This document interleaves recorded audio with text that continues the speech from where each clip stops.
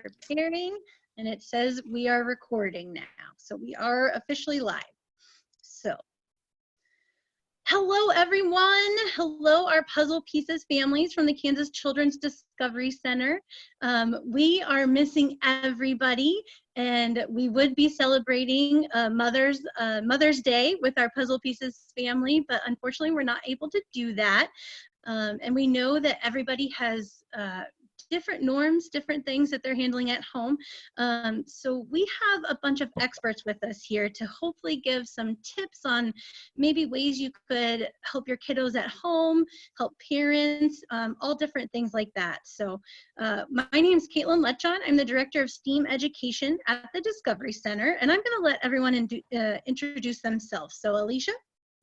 My name's Alisha Delgado. I'm a speech pathologist that works for the TARC Infant Toddler Program and working with birth to 3. And then I run a feeding clinic for TARC as well for school-age children in addition. Fantastic. KRISTEN? Hi, everybody. I'm KRISTEN DAYO. I am the mother of 2. My oldest is a 4th grader and on the autism spectrum. In addition to being a mom and hanging out at Puzzle Pieces every month, I'm also a 4th grade teacher, so I have experience with the education field as well. Dr. V? I'm Dr. Susan Voorhees, and I'm the psychological consultant for TARC Early Childhood Intervention, and I have diagnosed many of your kids with autism and have a special interest in helping families with autistic kids. Fantastic. Martha? Hi, I'm Martha Knapp Palmer. I work at TARC in the Infant Toddler Program. I'm an educator, and I've seen many of you at Puzzle Pieces because I volunteer there on a monthly basis. Miss you all. Fantastic. Thank you all so much for joining us today. We have several questions that we're going to get through, so let's get started. Our first question we have is, how can I help my child continue to eat preferred foods during stressful times?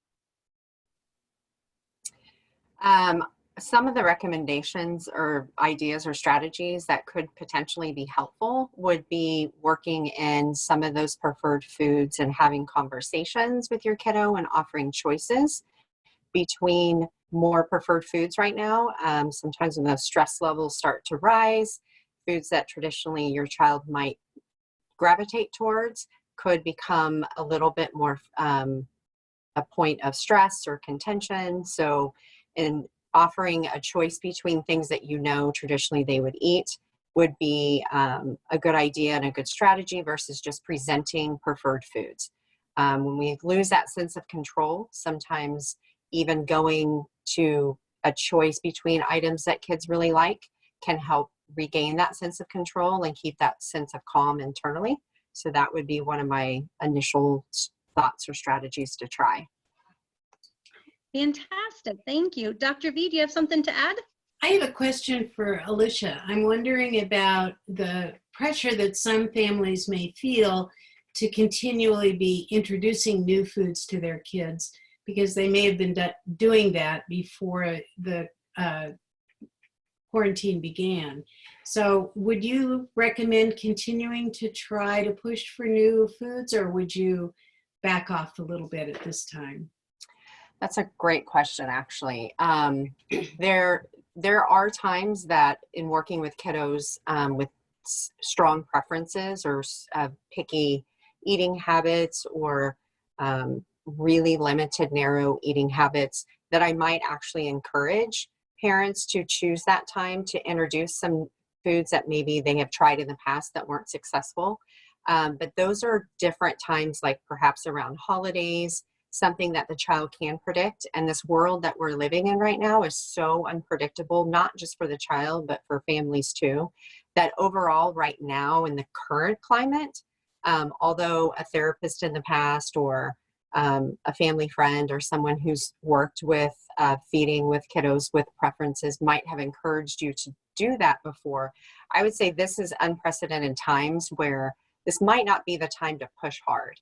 It really would be the time to try to help regulate those meal times as much as you can, because for a lot of our kids, these can be very susceptible periods or routines during the day where meltdowns are more frequently happening.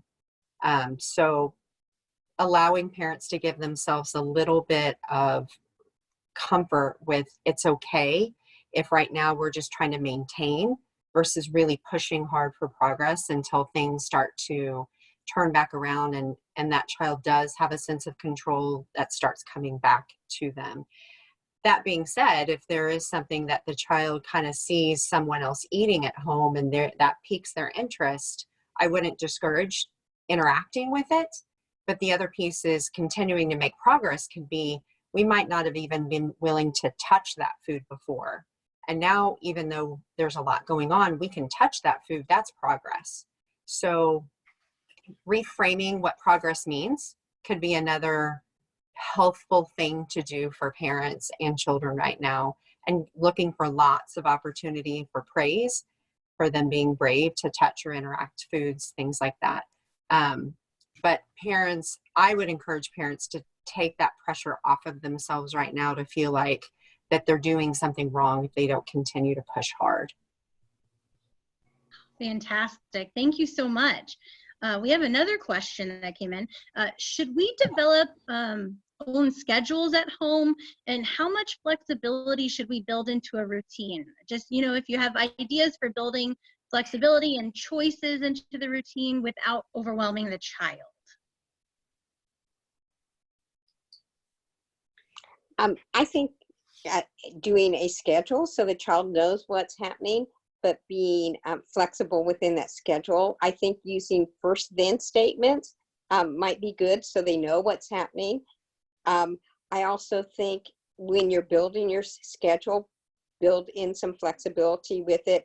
Do sit down activities for a few minutes, and also then do some gross motor or some movement activities might be built into the schedule. I also think that many schools use visual schedules to help kids know what's happening with the first then. You may be able to take pictures on your phone of, like, here's where we're sitting down, this is where we do our work, here's where we eat, here's where we go outside, and then they can see the photos along with what else is happening with you're giving them the verbal cue. So first then statements, maybe with that visual cue on your phone if that's not too distracting. Fantastic. Dr. V, did you have something to add? Yeah, I would. Kids who are in school are used to a schedule. And I think if you can keep them as close to the school schedule that they're used to, it's helpful where their whole world isn't upset, so that the family gets up at the similar time as they would if the kids were going to school and parents were going to work. You get dressed, you eat breakfast. There's a certain order and predictability to the day. You may not be able to keep exactly to the school schedule, but roughly.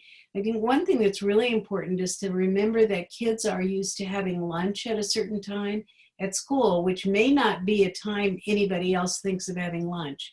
And if you let them have their lunch at 11 or 11:30 or whenever it is, that reminds them that life can be predictable even in an unpredictable time. Fantastic. I like that you mentioned school. Oh, Kristen, did you have something to add to that?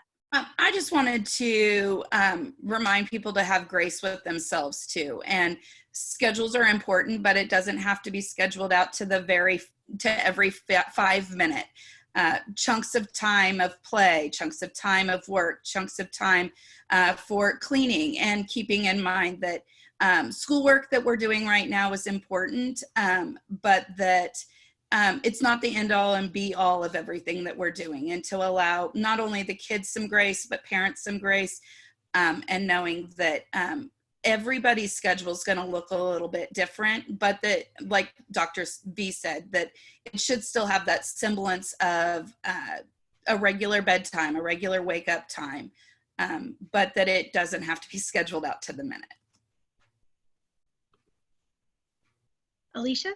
I was just to piggyback off of what Kristen was saying right at the very end there, was my thought to add is I have heard from several families that the bedtime routine or just sleep in general has become very stressful for some families and more dysregulated than typical.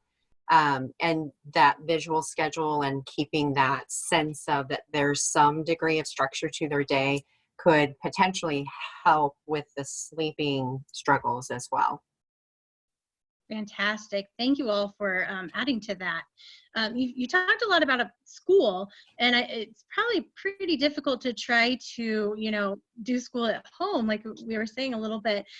Could you talk about how parents maybe could keep up with, the kids needing help and feeling confident and providing support and everything that goes into the schooling needs? So could you talk a little bit on how they might provide support to their kiddos during the schooling sessions? I would say the most important thing is to keep an open communication with all the parties involved. Keep an open communication with your child's teacher. We all are all doing this the same time, and we understand that schedules are going to be a little bit different, and that we have multiple families that are sharing devices at home.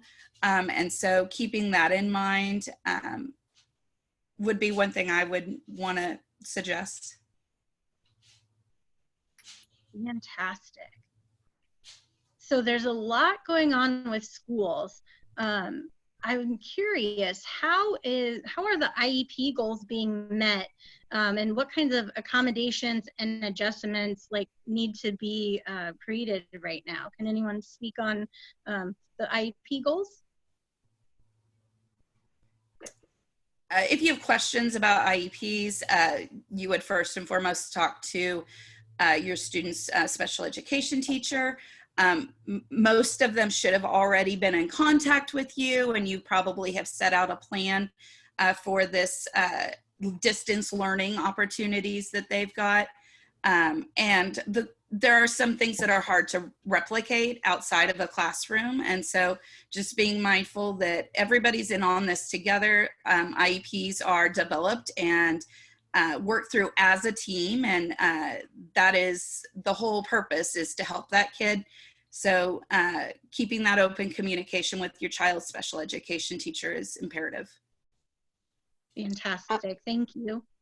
And Caitlin, I might say that the infant toddler program is still providing services throughout the state. So you can call your infant toddler program if you're not in services. And we are still providing services even during the pandemic. Fantastic. Thank you for sharing that, Martha. All right.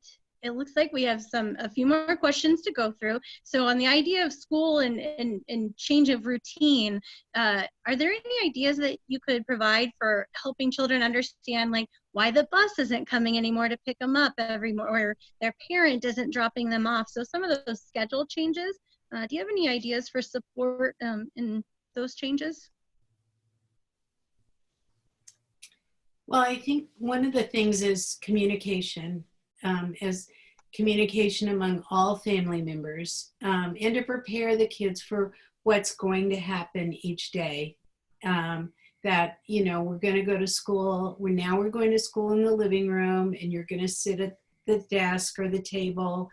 The bus won't come. We aren't seeing buses. We can look out the window, but the bus isn't going to come because the bus driver is staying home and being safe, just like we're staying home and being safe. And underscore that it isn't that they've been forgotten or left out. It's that this is a time when home is the safe place to be, and that's why they're going to school from home, and that's why mom and dad are working from home, and that's why they can't go visit their friends at the Discovery Center, because we're all trying to stay safe at home. And I think just a simple kind of recitation of that, you may get tired of saying it, but it's reassuring to all the kids. Fantastic. Kristen, did you have something to add? Yeah, I just wanted to say that there's also some really great social stories out there for this unusual time that we're all dealing with right now. And so just even a quick Google search of different social stories that are out there would be a benefit, or even creating one yourself, I think would also be valuable. right, Alisha?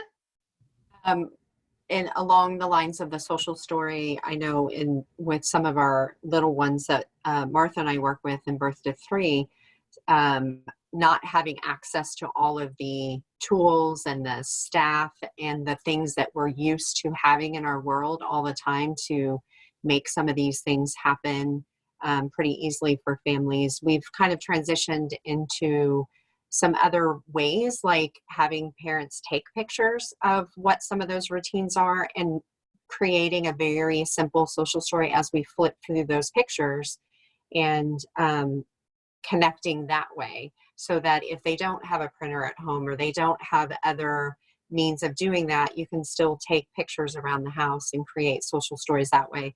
And it's really, really good language rich times to when you're reading those, or telling the social story, even if it's not printed out or whatever. But in terms of working on language goals and specific language that you knew, or you're getting feedback now from the teachers of where your kiddo maybe had left off when they transitioned into the online learning. The other piece I would add is, just my own experience as a parent is the first several weeks of this experience was so new to every single one of us that the teachers themselves were struggling to figure out how do we make this happen for our families. And in the more recent weeks, I feel like as parents, we're getting a lot more information coming back from the schools, and even some school districts are adjusting workloads and caseloads and expectations of the students as we're going through this mutual experience, figuring out what's more reasonable. So now might be a time where, your teachers could respond to a quick email just saying, hey, help me understand what were the language goals that we were really targeting and how were you doing that before? As the dust is settled a little bit, I think sometimes we're able to kind of focus in a little bit more on some of those details where in the beginning of this experience, we were all just trying to keep our heads above water.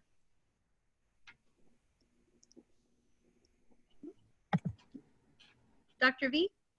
I would just like to let everybody know that actually on the governor's, I think it's a Facebook page, but maybe it's one of the sites, the lieutenant governor, who happens to be Mr. Rogers, is going to be reading some stories for children about dealing with stress and dealing with worry and the virus. So that may be something to watch for.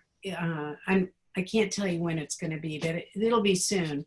I think there are 5 stories that he's going to read. And that may be a time to listen with your children to what's being read and then try to pick up on maybe some of the themes that are in those stories that you could follow through with your kids. And the other thing I'd just like to underscore what Kristen said earlier, which is to give yourself grace, that not everything is going to be done perfectly and the way you wish it would be done, but we're all trying to get through this together and learn together. And you may find some new things about what your child is capable of doing that you didn't know they were capable of doing before. So it can be a time of also discovery about where your kiddos are. Fantastic. So on the note of parents, do you have any ideas for how to help parents find some time for themselves as well as stress levels in the home? So just any ideas would be fantastic for them. I think Dr. V would be a great one to speak on this because she's coached many of my families in these last couple of weeks that we've done visits on, that I sit over here and take notes for myself as she's sharing her ideas for the families. So I'm going to say, Dr. V, take that away. Well, I think, thank you, Alisha. I think what you have to remember is, and we've heard it a lot, the word grace, that everybody in the family needs support, and they need a thank you every once in a while. They need a time to be by themselves, to have a moment, and each parent needs it, the parents together need it, and the kids need it from their parents. So I think it's important when you're thinking about what a schedule could look like for your family over the course of a day or over the course of a week to really schedule in those times when, you know, this is mom's time to go take a bath, or this is dad's time to go drive his truck around the block, just because they need a time out, they need a time off.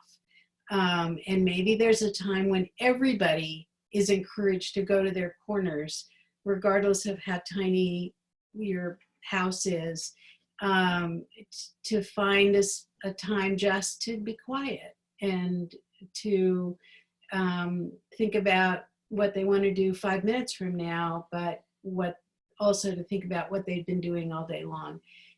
Because I think we get overwhelmed with feeling we have to meet everybody's needs, and we can't meet everybody's needs all the time. And the other piece of that is that we may, as parents, be seeing our co-parent in a very different relationship and way than we have before.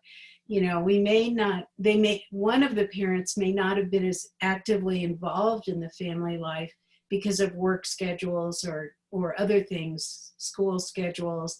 And suddenly that parent is present, and you got to let him step up. You got to let him have a role, or to explain what you need directly and not expect people to read your minds. And that's a tricky one. Yeah. Tricky.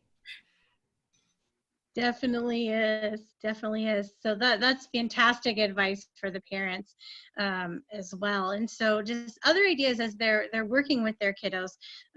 Could you provide some ideas on how to help children express themselves on how they're feeling right then when anxiety may be a little bit higher?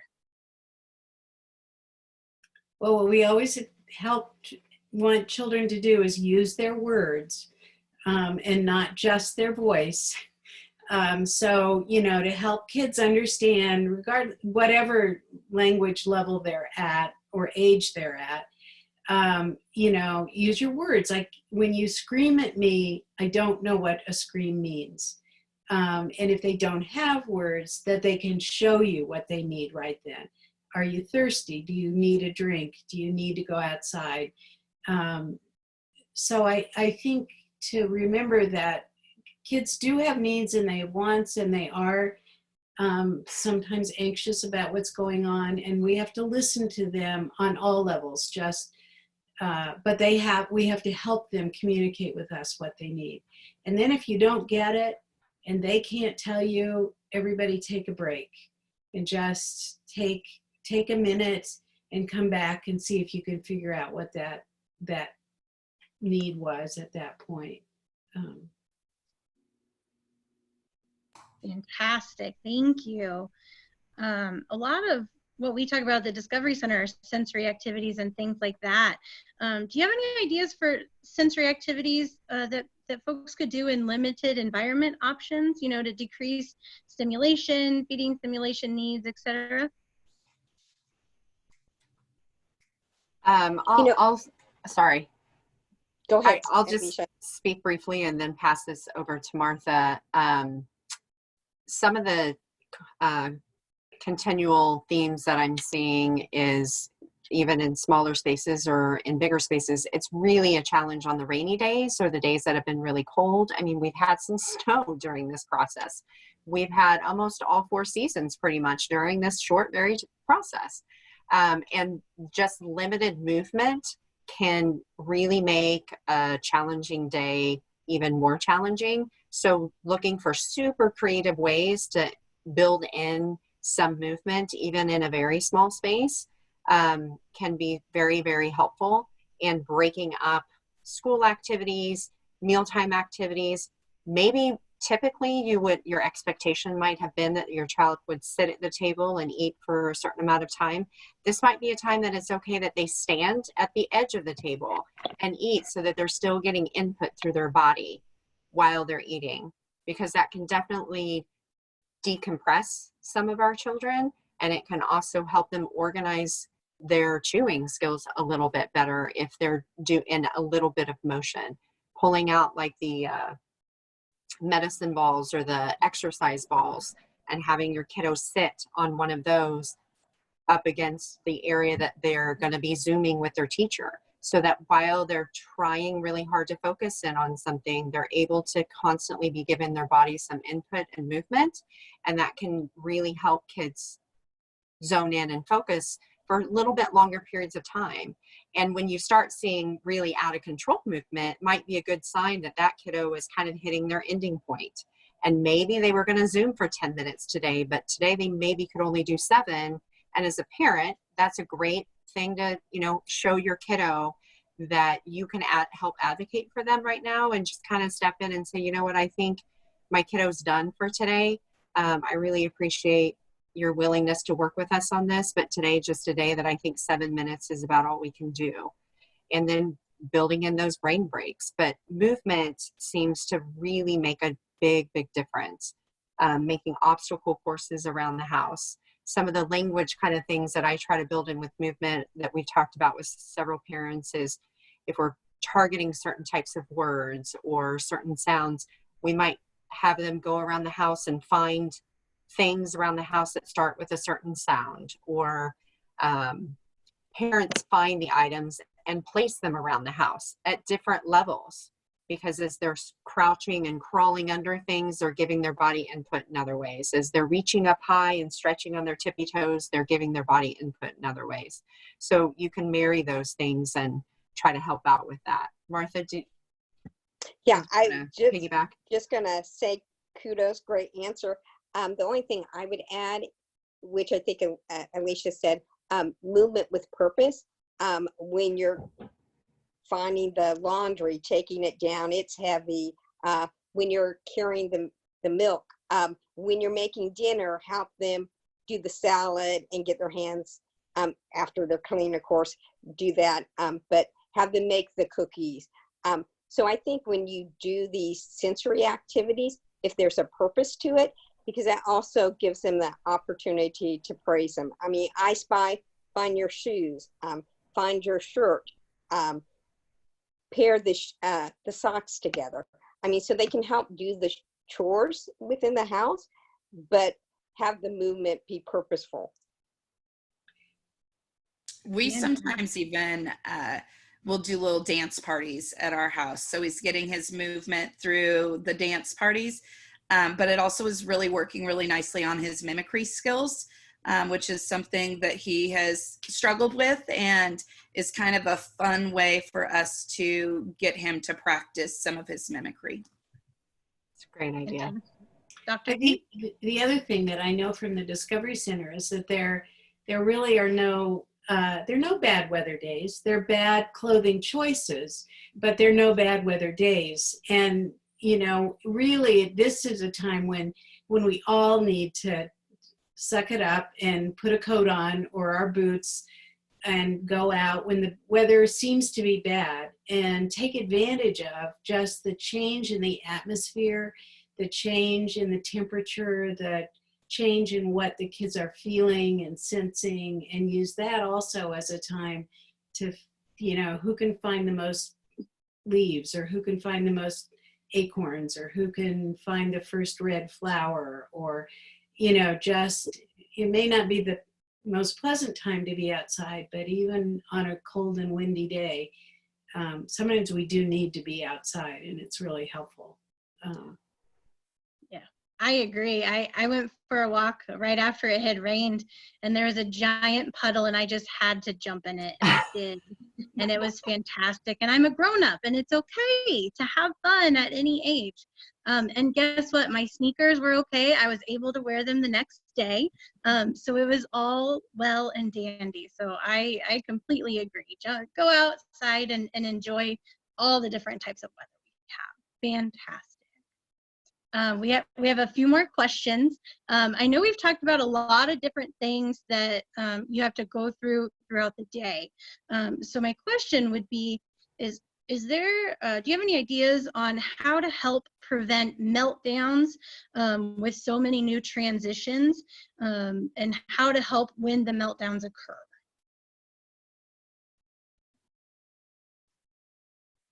Well, I think meltdowns are going to occur. They occur anyway, even when we're not going through difficult times.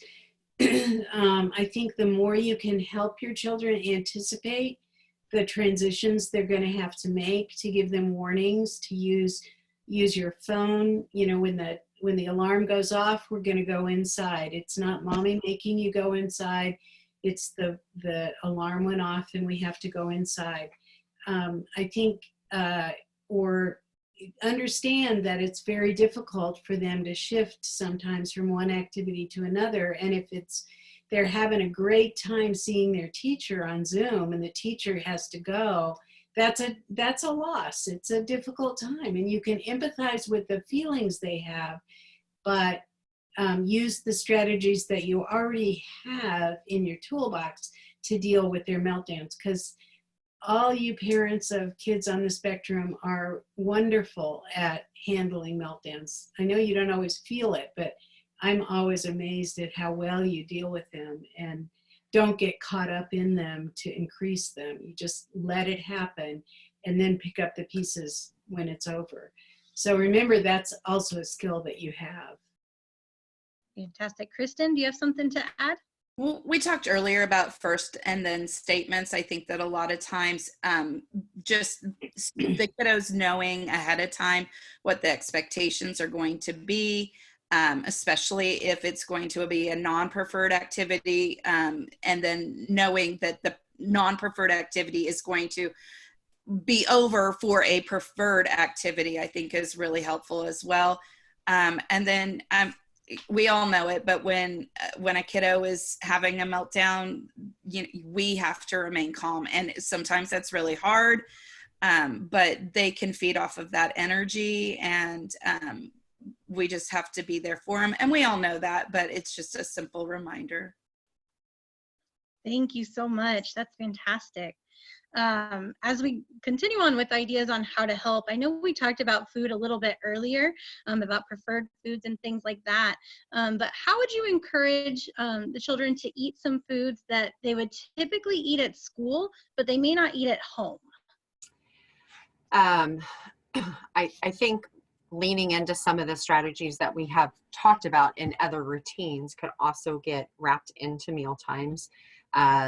Taking the pictures of some of the different foods, doing social stories around. Some kiddos might have an absolute favorite couple lunches or breakfasts that they eat at school that they don't necessarily traditionally get at home. This would be a great time to partner with your kids' teachers and staff at school of, if they do have a favorite meal, to find out what that is, and then create some visual reminders or visual cues that would help them connect. Oh, these are the same chicken nuggets I eat at school, or this is the same spaghetti that I eat at school, or these look like the rolls that I have. It could be super helpful for parents as they're doing a lot of parents have moved to the online grocery shopping. So as you're sitting there going through your click list, and choosing what your grocery pickup's going to be, if you really have a better idea of what some of those go-to foods are that your kiddo eats at school, you might be able to meet that need a little bit easier at home and then incorporate that into their mealtime. It also could be helpful to have the teachers, as they're Zooming with your child, have a conversation about, oh, guess what today's menu is going to be? One of your favorite meals. Remember how much, and have those open conversations about, these are meals that you love to eat here at school, and you get to still have those at home, and helping them really cognitively connect that they can eat some things in one environment and then transition them to another. That oftentimes can be one of the more challenging parts of expanding eating, is being able to eat it in one environment and then generalize it to another. And a lot of times we think about, well, if we can eat it at home, we can eat it somewhere else. But in this situation, it really could be that they eat it well at school, but they're struggling to want to engage with it at home. Another idea that had come to mind earlier when we were talking about supports and visual schedules and things like that is, in the feeding clinic, there's a few apps that I have on my phone or an iPad that several parents have started using outside of the clinic, as well as strategies that we talk about using, that it's a timer that as it goes away, the kiddo sees that, okay, this meal is going to extend, a minute or two. and being able to see that visual representation of how time does change. And Dr. V taught me this years ago. It's some of our little ones especially don't necessarily understand time is so abstract, and helping give that sense of concreteness to it and a visual representation of, if mom's saying, okay, we're going to sit here and at least work on these foods for 3 more minutes. What does that actually mean? 3 minutes could feel like forever, or it could visually look like what 3 minutes feels like. And we get that established over and over and over again. Eventually that kiddo goes, okay, I know what 3 minutes means. I can do that. So kind of partnering with the school and getting ideas from them about what some of those favorite meals are. Do they always tend to pick a blue tray, or do they always like the yellow tray? You know, just some of those nuances that a lot of our kiddos that we work with on the spectrum show us strong preferences, not just about the food, but sometimes it's about the plate or the utensil. Do you have a divided plate? You know, they are probably used to divided trays. If we're trying to present those same foods on a plate at home that doesn't have the divisions, that can in and of itself be kind of a trigger to disengage with a food that maybe traditionally we would eat. I just had some thoughts too that Alisha told me when we had joint visits. I think too, eating is a social event, and at school you're eating with all your friends, to make sure the siblings and other family members are eating the food. Not to put pressure on them, but we eat this food here at home just like your peers were eating them at school. And I think the other thing is sometimes maybe breaking this activity away from the table and doing some pretend play with, they're eating the chicken nuggets here, the doll is, the dinosaurs eating it. That's another thing that they can practice, maybe eating that food in a pretend way without the pressure of sitting down during the mealtime. Fantastic. Dr. V, did you have something to add? Yeah, I just thought we all need to remember that during periods of stress, often the stress comes out around mealtime, because somebody has spent time thinking about what the family is going to eat and preparing it and being sure that they got it in the house. And it may be that then the frustration gets voiced if somebody won't eat what they've provided for them. So to remember to keep that eating should not be a stress. It should be a pleasure. And it's okay to, you don't have to play with your food all the time, but it's okay to make it a fun experience, and that the child doesn't feel really pressured to eat this because mom made it or dad made it or that's all we've got. That just kind of read the cues of your child, which you already know from all the meals that you've had with them, how they're going to respond to a particular situation of eating. And maybe maybe they do eat broccoli at school, and this is just not the time to get them to eat broccoli at home, no matter how much ketchup or cheese sauce or ranch dressing you put on it. It's just not going to happen, and that's okay. Let the teacher, when they're back in school, feed them broccoli. Fantastic. Thank you. Now, I know there's a lot of different changes and things like that, and some families may not have access to some of those preferred foods. Could you talk about a little bit what they might do if they don't have access to those foods? Which is a great point, because not every, some families are going right now without a lot of income that they're used to, not being able to just, go to the store on a whim. There are kids who have super strong preferences for, I want my hamburger from McDonald's, or I want it from Burger King. And financially, that just might not be an option right now. So depending again on I really feel like every strategy we ever offer, it really has to be the right thing for that kiddo. And I encourage parents not to hear one piece of advice and feel like, well, they're not doing it right because perhaps it doesn't work specifically for their kid, because every child really is in a different place and how much flexibility they have. Martha touched on, you know, doing some pretend play away from the table with food is a great strategy. And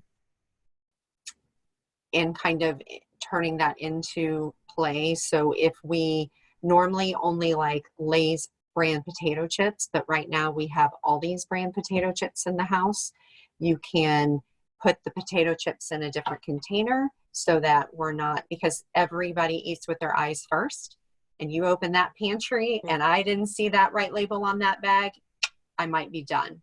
So taking things out of what their typical bags or containers might be right now and getting creative with putting them in individual little baggies so that they all look the same, or putting them in you know, storage containers, clear storage containers that you have right now, to try to eliminate that initial knee-jerk battle before it happens, because parents are incredible. I mean, they know their kids better than anybody, any professional or expert or whoever they are can ever tell you about your child. Every single parent I've ever worked with can answer my question before I even ask it half the time. Is it, are we married to the label on the bag, or is it they can tell the taste difference and that's when we're done? So really kind of thinking through what they think those triggers might be for their kid and think outside the box of how we would typically present it. At the same time, don't kill yourself trying to do all these things at one time, because parents have to be able to breathe as well. But it can be a really good time to start presenting things in, or storing things in different ways in your house, or putting them in different locations in the pantry, if that's an option. So that if it's clear up here on the upper left-hand shelf, that might not be where that kiddo knows to automatically go and look. So you can potentially put that in a bowl and present it in a bowl, or set it on the table, and then it's an option, and let them go investigate it and come back, and go investigate it and come back. Letting kiddos help prepare plates for other family members without the expectation that they then maybe have to eat the same foods. That gets them engaging with a new food that maybe they wouldn't have done before. It needs to feel like a safe space. Fantastic. Kristen, do you have something to add? I just, you know, now that things are sometimes more limited and harder to find, we have kind of rationed out some of our most preferred foods, and have started a new pantry, which is the back end of my car, because it's out of sight, out of mind. And then we can bring those in smaller dosage.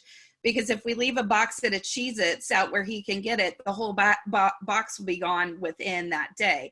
But if we take it and we partition it out into smaller pieces, we're finding that that's helping. It's something silly, but we don't go anywhere in the car, so it's become our second pantry. And I can piggyback that. Even for kiddos not on the spectrum, that's a brilliant strategy that we have exercised from the get-go in our house as well. We have 2 extra pantries in the backs of both of our cars. And I might just go decide what the magic snack's going to show up in the pantry tomorrow morning is tonight when they're all in bed asleep. Because it really, it does cut out some of that panic when you see them chowing through the one box that you know you had left, and you've got to wait 3 days before your next click list order is going to be ready to pick up at the store. So it's a great idea. Yeah, those are all fantastic. And parents are doing so many amazing things, taking on so many different roles. How can you help a child understand those different roles the parents are taking throughout the day? Because sometimes they're a teacher and then they have to shift back and forth to parent roles and things like that. So could you talk on the different roles and how those change throughout the day? Well, before I say anything, I'd be interested in how the parents and the people who are actively parenting right now are doing this.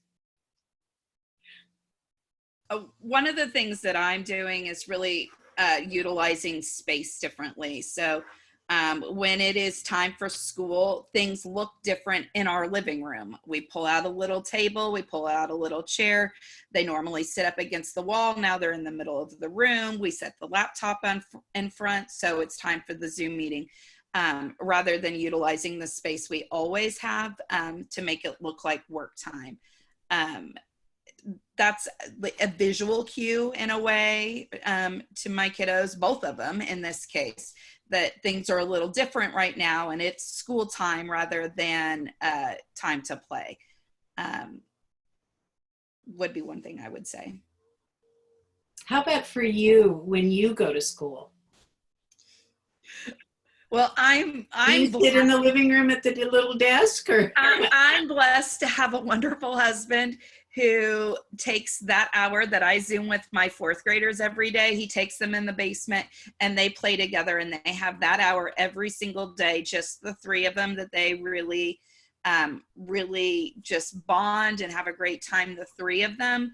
It also keeps them quiet and lets me focus on just being the teacher to my fourth graders during that time. Not everybody has that perk though. So, but I think that raises an interesting point, that at this time, always we need to be aware of our communication with our partner or the other parent of the children, or whatever the situation you're in is. But right now, to be able to talk as parents, this is what I need from you tomorrow. I have to work from this time to this time, or I have 4 appointments I have to do, or, my boss is going to call me at this time, or I have to go in at this time for some families. And so the parents together as parents can plan out the day and when they need help and what specifically what help they need. And not expect the other person to read their mind and know, Kristen's going to be teaching, so I guess we can't sit in the same room with her while she's teaching. I guess we have to go somewhere else. You have to explicitly say, what I need is quiet. What I need is this chunk of time. And then talk to the kids about that too. And I would also encourage, for parents who are working from home via Zoom or Skype or on the phone, to dress for work, if only from the waist up, so the kids, kids get the idea that mom and dad are going to work, and maybe going to work is in their bedroom, but they get the visual symbols that go along with going to work. Dad puts on his work shirt, even if he's just going to the garage to do a Zoom call with his boss, or he's going in the bathroom to talk to somebody about a problem they're having, but it symbolizes this is work, this is different, which I think is helpful to kids. Fantastic. Kristen, do you have something to add? Just to piggyback off of what she said, that when the cardigan and the necklace come on, it's time for mom to be a teacher. Mm-hmm. Is one of the things I was kind of thinking about. Yeah. Fantastic. Any other thoughts on this, Alisha? Some of the other pieces as a parent that I didn't necessarily anticipate as needing to be as thoughtful about in the beginning was just having my youngest 3 and my 5 are still at home and all doing online schooling. I'm working from home. My husband is working from home. And so just the amount of togetherness we've kind of talked about a little bit is pretty extreme for what we're used to. And telling my kids it's okay when they just say, I just need a break from everyone. And each one of us being honest with when we really do kind of need that space from each other. But for my girls, I really noticed their hesitancy to want to Zoom in the beginning. And when I kind of had more conversation with them, what I came to realize is it had a lot to do with just that sense of their privacy.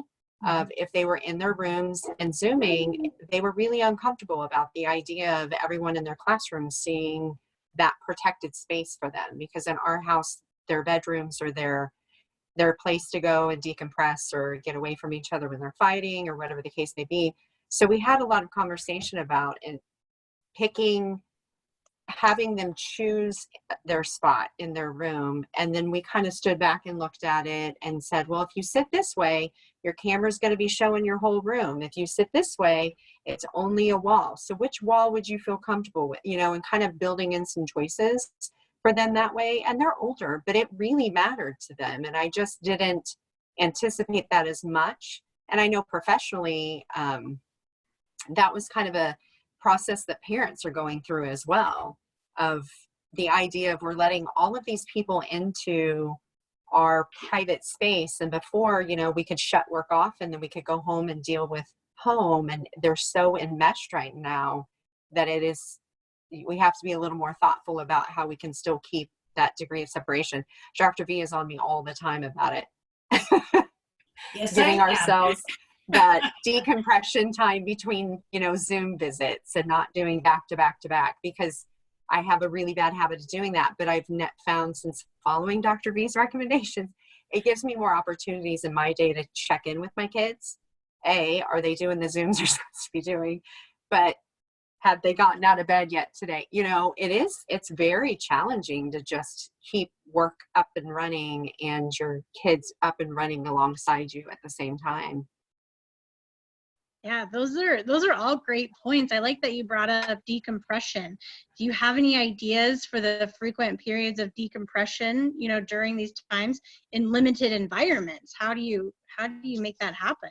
Well, I can tell you, Caitlin, that one of the things I've been struck with is that we don't, all of the time that as families we spend often just driving our kids from place to place, picking them up, taking them to activities, or driving from work home and home to work. Those are vital times when partly there's a communication sometimes with your kids in the car, but for us personally, it's a way to sort of make that transition from our at-home person to our work person, and leave our work at work and come home to be with our family. And when they're in the same room, we don't have that, and you have to build it in, even if it's that you get up from your chair and you walk around the house 4 times and then you sit down again, or you go. Because if you think about all the ways during a day that you break up your day, you get up, you go talk to the person in the next cubicle, and you get a drink of water, and then you go to the bathroom, and then you come check the mail, and then you come back and you're ready for the next whatever it is you have to do. Or, you talk to a teammate, and then you're back dealing with what you have to deal with. There are all kinds of ways that ordinarily in our days we break up our day. And I think that's why people are feeling sometimes so very tired at the end of the day, because they haven't allowed those breaks that are rejuvenating. So I think it's really important, even if if you live in an apartment building and you leave the apartment and you walk up and down the hall 4 times and then you come back, and maybe you say to the kids, I'm going for a walk. I'm in the building, but I'm going for a walk, and I just need space. I need a little time. But it's vital that you give it to yourselves, or you're going to burn out. Absolutely. Dr. V. Oh, go ahead, Martha. I was just going to say that I have, during this pandemic, because separation from work and home, have put my phone up. It's on off. I'm not taking any calls. If it's emergency, they'll call my husband or my daughter's line. But we have like phone breaks, screen breaks, that we cannot be contacted. I mean, if there's an emergency, they'll get hold of us. I mean, there was a time that they didn't have cell phones. And then my neighbor, every night, her and her son, who has a disability, they go for a ride 8 o'clock every night, because that was part of the routine. They get in the car and they kind of drive, and that's, I think, maybe some boundaries. And that telephone, it was hard for me to put it away, but I've kind of gotten used to it. It's gone, and it's been okay, and I haven't missed tons of calls, and it's okay. Definitely. Fantastic points. Now I know it's very different at home than it was at school or at work and things like that. And I'm curious, some kiddos, you know, they may be pretty talkative, they may talk less at school. What does it mean if your child isn't saying as many words at home as if they were in school? Is there, what does that mean for those families? I think for some of our younger children, could potentially be for some of the older children as well, depending on where they may be on that spectrum. You might notice some significant change, or it might feel like a significant change right now. Sometimes it's really that child's trying to process all of this new, although it's home and that's what they're used to, but it's happening in such a new and different way. They could be spending a lot of time trying to understand what are all these changes, and spending a lot of their attention and focus on trying to figure out how to navigate all these changes. Again, that's where I feel like social stories can be very valuable and helpful, in rotating for our little ones, if they've got favorite books that they just keep wanting to go to with those, like rotating some books throughout the week so that we're stimulating new and different words. It's another thing that I see happen sometimes when there's a lot of sameness from day in and day out. And I think all of us here could even say that there's moments where we're like, wait, what day is this? Is this Wednesday? Is this Monday? Because there's so much sameness right now that it might have been my 4th or 5th Zoom visit, and I'm still trying to remember what the date is, because it's just, it feels so similar. That putting some rotation in those books or play activities or pretend play can start re-stimulating some words that maybe they were saying before, that there just maybe hasn't been as much opportunity for it to naturally come out as well in their day, and making sure we're keeping lots of language-rich opportunities happening still. Fantastic. Kristen, did you have something to add? I was just going to say, my experience with language has been kind of unusual this time. At first, I felt like the amount of words that my son was using had actually decreased. But then I realized that the communication, that he's using words in a different kind of way than maybe I'd seen before. And so one of the things I really found valuable is being able to sit next to him during his Zoom meetings and watch the kinds of things that his teacher does with him. You know, I teach 4th grade. My son is in 4th grade, but yet I've never got to be a fly on the wall in his classroom. And it's really eye-opening to me. I'm seeing things in my son that I didn't know he could do, which is really a fun thing as well. So now it's given me the opportunity to pull out words that maybe I didn't realize that he had in his brain, and some of the different ways to use words. I feel like he used to be a labeler. He would tell me what things are, but now he's requesting for things, and he is scripting with different words. So it may not be necessarily a lack of words, but maybe think about it as, are the words coming in a different capacity? Fantastic. I love your idea of being a fly on the wall, watching moments with his teachers, because there could be strategies that they're using that are pretty successful, that some of those things are really hard to translate onto paper.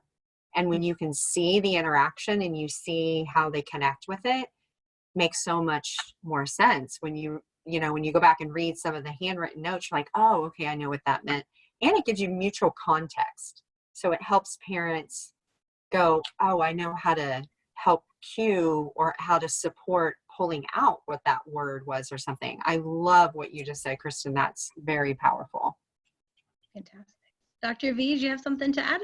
Yeah, I just was thinking that all of that underscores what Alisha was saying about changing up the books, that, you know, we know that kids on the spectrum often have difficulties with change, but there may be ways in which we can change what we rotely do with them to elicit what Kristen sees when she sits and does her son's Zoom with him, or, you know, that really spark them to use language instead of in the kind of rote way that they do at home, to use it in a different way, which they've been challenged to do at school.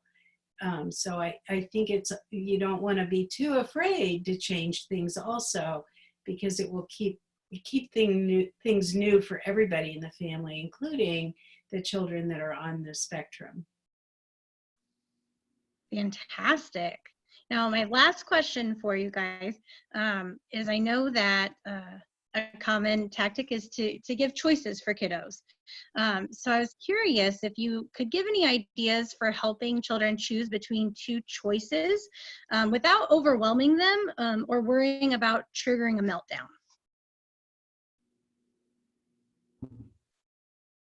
Martha, you're the choice queen. Yeah. She's amazing at it.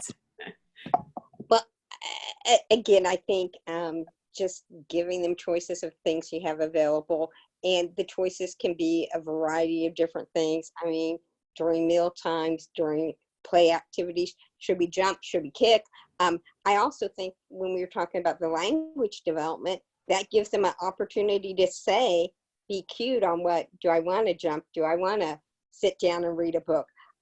So I just think throughout the day, the more power they have and knowing you're responding to them, I think that's an important part of it.